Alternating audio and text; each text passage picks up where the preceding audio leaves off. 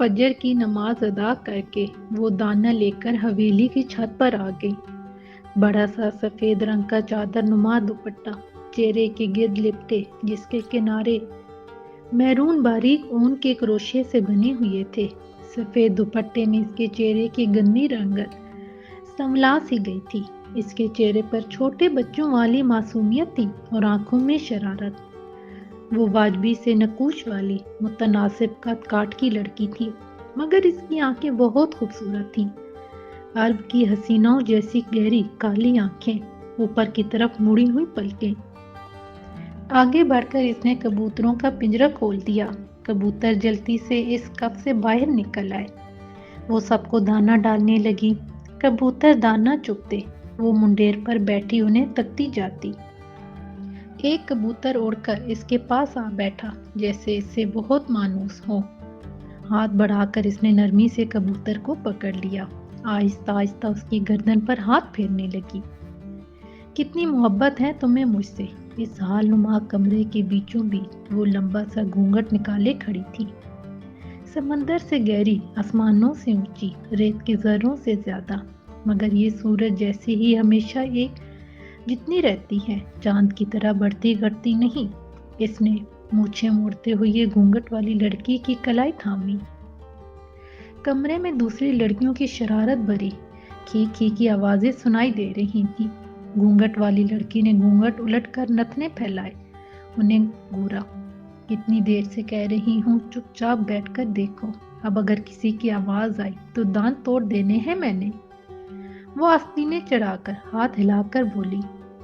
ساری لڑکیاں ایک دم چپ ہو گئی۔ اسے حیرت ہوئی، اتنا اثر پہلے تو کبھی نہیں ہوا میری بات کا، پھر اب؟ لیکن وہ لڑکیاں اسے تو نہیں دیکھ رہی تھیں، وہ تو کسی اور کو، ان کی نظروں کے تعاقب میں۔ اس نے پلٹ کر دیکھا تو حلق خشک ہو گیا۔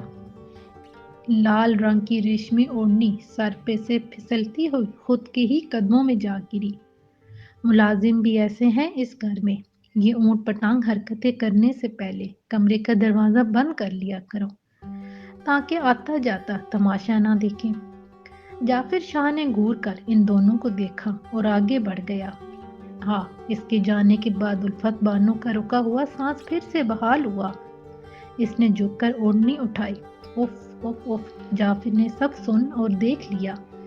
گل بانو جو تھوڑی دیر پہلے بالوں کی لٹکی مونچھیں بنائے مروڑ رہی تھی، اب اس کا بس نہیں چل رہا تھا کہ زمین پھٹے اور وہ اس میں سما جائے۔ کل گل بانو پھپھو کے گھر گئی تھی، وہاں ٹی وی پہ جو ڈرامہ دیکھا تھا اب الفت بانو کے ساتھ مل کر باقاعدہ اداکاری کر کے دکھا رہی تھی۔ اچھا پھر آگے کیا ہوا تھا ڈرامے میں؟ رباب بانو نے آنکھیں مٹکا کر پوچھا۔ الفت بانو نے اوڑھنی کو گول مول کر کے اس کے منہ پہ اچھالا۔ الفت، یہ کون سا طریقہ ہے؟ بھائی کب سے آیا ہوا ہے، چل اٹھ جا کے چائے بنا کے لا۔ دادی نے الفت بانو کو ٹوکا، جو پین اور نوٹ بک لیے سب سے لا تعلق ہو کر سامنے صوفے پر بیٹھی تھی۔ بھائی، الفت بانو من منائی، اسے گویا کرنٹ لگا تھا یہ لفظ سن کر۔ دادی کے ساتھ بیٹھے شاہ نے ہنسی روکنے کی خاطر کھانسنا شروع کر دیا، مگر وہ کھانسی کھانسی کے بہانے اچھا خاصا ہنس گیا تھا۔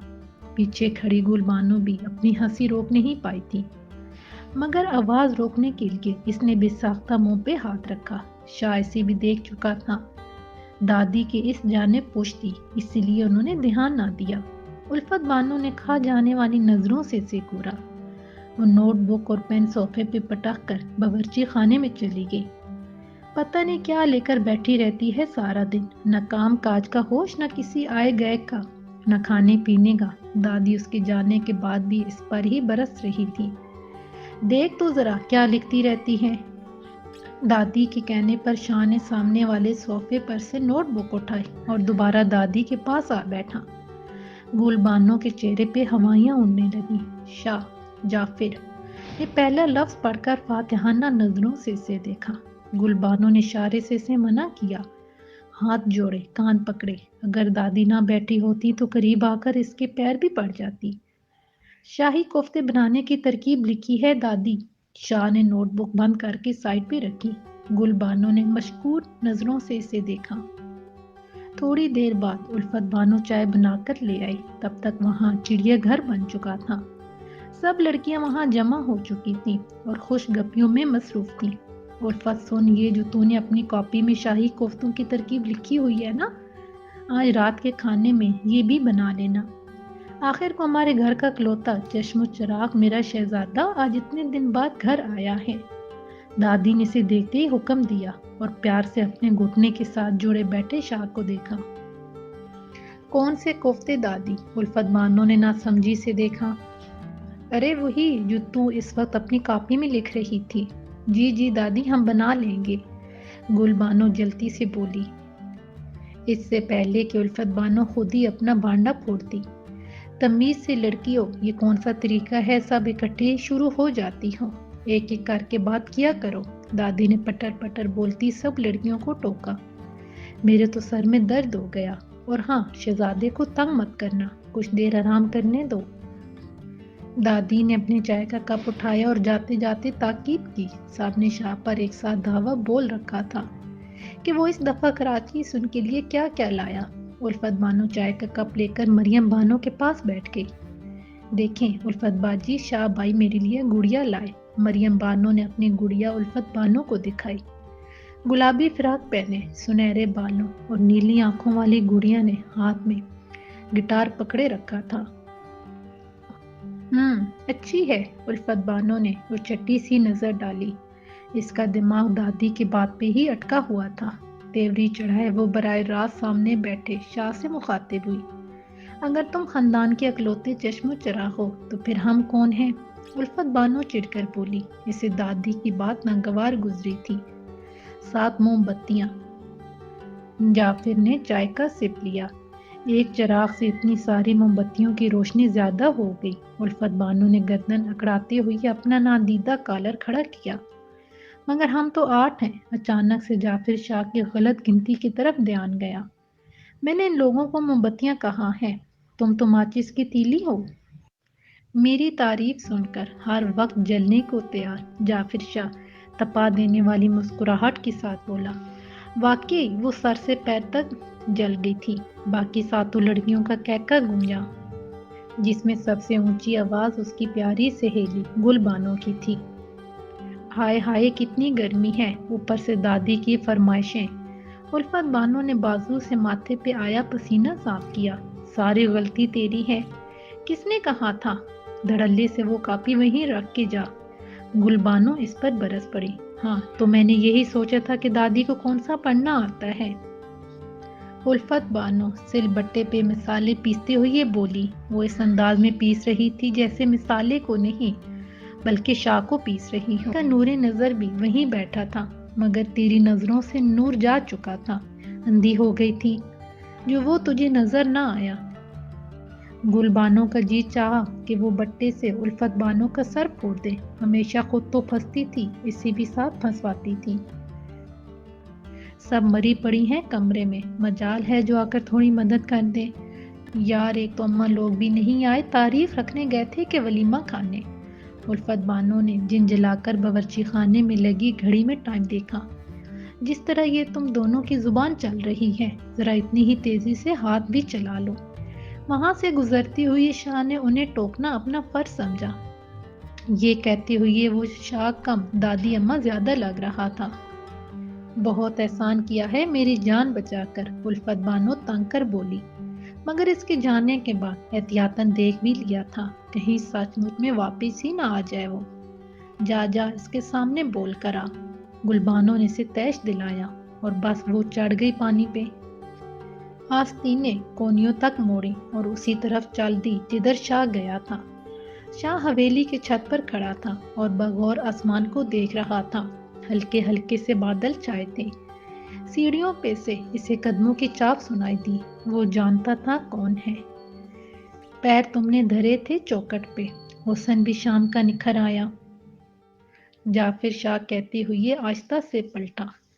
الفت بانو شعر مکمل کرتے ہوئے 2 قدم آگے آئی۔ یعنی کیا؟ جعفر شاہ نے ناسمجھی سے اسے دیکھا۔ یعنی تم، الفت بانو نے 1 قدم مزید آگے بڑھایا۔ تم غلط سمجھ رہی ہو الفت، ہم دونوں بس اچھے دوست ہیں یا کزنز ہیں۔ تیسرا کوئی رشتہ نہیں ہمارے درمیان، جعفر شاہ سے سمجھانے والے انداز میں بولا، حالانکہ وہ دونوں کبھی اچھے دوست بھی نہیں تھے۔ الفت بانو کا انداز بدلا بدلا سا تھا۔ وہ نہیں چاہتا تھا اس سے لے کر الفت بانو کوئی بھی خوش فہمی پالے۔ لڑکا اور لڑکی کبھی دوست نہیں ہوتے، دونوں میں سے کسی ایک کی نیت بدل جاتی ہے۔ شان من میری نیت میں کھوٹ آ گیا ہے، مجھے تم سے محبت ہو گئی ہے۔ الفت بانو کٹہرے میں اپنے گناہ کا اعتراف کرتے مجرم کی طرح سر جھکائے کھڑی تھی۔ ادھر ادھر دیوار پر منڈیر پر بیٹھے کبوتر پھڑ پھڑا کر اڑے۔ جعفر شاہ کو اتنی صاف گوئی کی توقع نہیں تھی۔ اس نے سنجیدگی سے الفت بانو کو دیکھا۔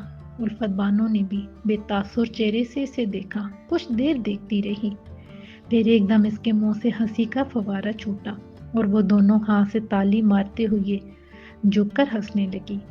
زیادہ ہیرو بننے کی ضرورت نہیں ہے شہزادے، ہوگے تم اپنی دادی کے لیے۔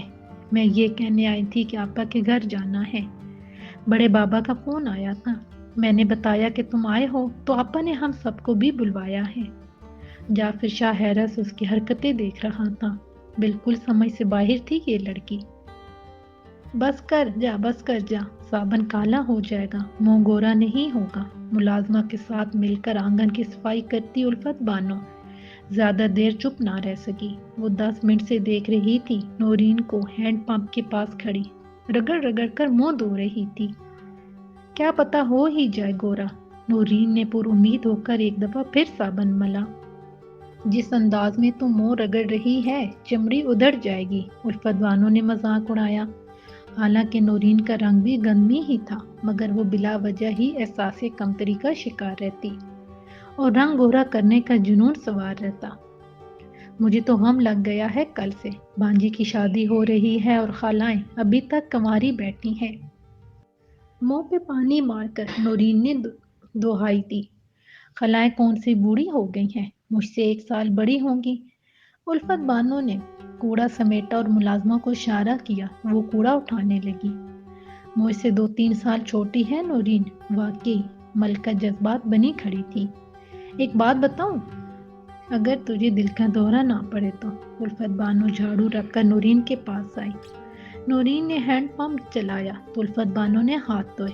خبردار جو میری کریم کوڑے میں پھینکی تو نے، نورین نے دل پر ہاتھ رکھا جیسے ابھی الفت بانو اعتراف کرے گی اور وہ زمین پہ دھڑم، کیونکہ اسے بس اسی بات پہ ہی دل کا دورہ پڑ سکتا تھا۔ پھپھو نے اپنے شاکر کے لیے تیرا ہاتھ مانگا ہے اور چاچا جی کا ارادہ ہے کہ نگی اور تیری شادی ایک ساتھ ہی کر دیں۔ الفت بانو نے بالکل آرام سے بات اس کے گوشے گزار کی۔ نورین اچھل ہی پڑی، کیا شاکر، ایک کام کر، میرا ایک ہاتھ مانگا ہے انہوں نے تو میرا ایک ہاتھ کاٹ کے دے آنا بس۔ چنگا بھلا تھا شاکر، مگر نورین سے اس کی بالکل نہ بنتی تھی۔ ایسے بھی گھر والوں کو شادی کروانے کے لیے وہی کزن پسند آتا ہے جس کے ساتھ بچپن ہی سے اٹ وٹے کا بیر ہو۔ خاندان میں لڑکوں کا تو کال پڑا ہوا تھا۔ متی اللہ شاہ صاحب کی 3 بچیاں ہو چکنے کے بعد والدہ محترمہ نے چاہا کہ ان کی دوسری شادی کروا دی جائے، جس پر انہوں نے بڑے رسان سے جواب دیا، اماں جی بچیاں تو جنازے کی رونق ہوتی ہیں، اللہ نے بھی اولاد نہیں رکھا، لوگ کیسے ماتھے مارتے پھرتے ہیں، اگر اللہ نے بیٹا دینا ہوا تو اسی بیوی سے دے دے گا۔ وہ چپ ہو گئی۔ صفی اللہ شاہ کی 2 بچیاں تھیں، ان سے چھوٹے حبیب اللہ شاہ کی 5 بچیاں تھیں اور سب سے چھوٹے مجیب اللہ شاہ کی 1 ہی بیٹی تھی۔ الفت بانو اور ان کی بیوی روڈ ایکسیڈنٹ میں چل بسے تھے۔ گھر کے سربراہ سکینہ بانو دل کی بہت اچھی تھی، بہوؤں پر بھی بیجا سختی نہ کرتی تھی، مگر بس دل میں خواہش تھی کہ کوئی پوتا بھی ہو، اور ان کی یہ خواہش جعفر شاہ کی شکل میں 7 پوتیوں کو دیکھ لینے کے بعد پوری ہوئی تھی۔ جعفر شاہ کی بہنیں شادی شدہ تھیں، باقی سب کی سب ابھی تک حویلی کی رونق تھی۔ سب پوتے پوتیوں کا نام رکھنے کا شرف بھی دادی کو حاصل تھا۔ الفت بانو کبھی کبھی شرارت میں کہتی، حالانکہ دادی نے اسکول میں نہیں پڑھا، مگر بانو کا پڑھنا کتنی اچھی طرح یاد ہے۔ کل شام کو، مگر تم تو کہہ رہے تھے 1 ہفتے کے لیے آئے ہو، رات کا کھانا کھاتے ہوئے جب جعفر شاہ نے بتایا تو بابا چونک پڑے۔ 4 دن تو ہو گئے ہیں بابا، اتنے دن کی چھٹیاں ہو جائیں تو پڑھائی کا حرج ہوتا ہے۔ جعفر شاہ نے گلاس میں پانی اڈیلا۔ بالکل اپنے باپ پر گیا ہے، وہ بھی ایسے ہی اپنی شکل کو ترسایا کرتا تھا۔ اس کے دماغ پر بھی بس پڑھائی سوار رہتی تھی ہر وقت۔ دادی نے بیٹے اور پوتے سے باری باری شکوہ کیا۔ الفت بانو جس کی زبان مسلسل چل رہی تھی، اپنے برابر بیٹھے گل بانو کے کانوں میں خسر پسر کیے جا رہی تھی۔ جعفر شاہ کے جانے کا سن کر دل یکدم اداس ہو گیا۔ اب وہ چپ چاپ سر جھکائے کھانا کھا رہی تھی۔ ہاں، اور ابا جی کے دل کو یہی دھڑکا لگا رہتا تھا کہ بھائی صاحب بگڑ نہ جائیں۔ شہر میں اسی لیے انہوں نے بھائی صاحب کی شادی کروا دی، بھابھی جان سے کہ کم از کم ایک جگہ بندے تو رہیں گے۔ چھوٹے چاچا نے مسکراتے ہوئے بتایا، اب ہر مسئلے کا حل شادی تو نہیں ہوتا، جنہیں بگڑنا ہو شادی کے بعد بھی بگڑ جاتے ہیں۔ جعفر شاہ کے کانوں میں خطرے کی گھنٹی بجی، کہیں تاریخ پھر سے دہرائی نہ جائے۔ سب نے اس کی شکل دیکھی، پھر کہکا لگا کر ہنس پڑے۔ جعفر شاہ کھانا کھا چکا تھا، اس کی پلیٹ میں تھوڑا سا سالن بچا ہوا تھا۔ بیٹا پلیٹ پوری صاف کیا کرو، بری بات ہوتی ہے، اس طرح نہیں چھوڑتے، اماں جی نے اس سے ٹوکا۔ لائے مجھے دے دے، میری پلیٹ خالی ہوگی۔ الفت بانو نے ہاتھ بڑھا کر خود ہی پلیٹ اٹھا لی۔ گل بانو نے سب سے نظریں بچا کر اس کی پسلیوں میں کونی چبوئی، مگر وہ ڈیٹ بن کر سر جھکائے کھانا کھانے میں مگن رہی۔ کھانا کھانے کے بعد جب لڑکیاں اپنے کاموں میں مصروف ہو گئیں، صرف گھر کے بڑے ہی کمرے میں بیٹھے تھے، تب دادی نے اپنا فیصلہ سنایا۔ ہم نے سوچا ہے کہ تمہاری بھی شادی کر دیں۔ میں پہلے اپنی پڑھائی مکمل کرنا چاہتا ہوں دادی۔ شاہ نے دادی کی بات سن کر متناسب رد عمل ظاہر کیا، کیونکہ اسے شک تو پہلے ہی پڑ چکا تھا۔ بڑوں کی باتوں سے کہ آپس میں وہ لوگ کیا کھچڑی پکا رہے ہیں۔ شادی کے بعد پڑھائی مکمل کر لینا۔ میں نے بھی شادی کے بعد ہی کی تھی۔ بابا نے اس کی شادی کی انکار کی وجہ رد کی، مگر بابا ابھی میں ذمہ داری نہیں اٹھا سکتا اور اپنا مکمل دھیان صرف تعلیم پر دینا چاہتا ہوں۔ پھر جاب کروں گا، پھر شادی کے بارے میں سوچوں گا۔ میں نہیں چاہتا شادی کے بعد میری بیوی بچے آپ کی کمائی پر پلے۔